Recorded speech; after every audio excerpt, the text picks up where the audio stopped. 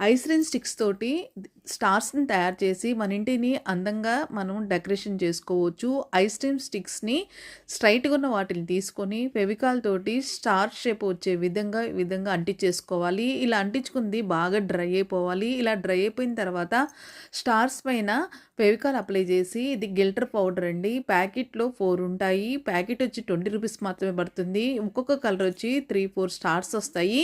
ఇలాగూ మనకు ఎన్ని నచ్చితే అన్ని స్టార్స్‌ని మనం తయారు చేసుకోవచ్చు.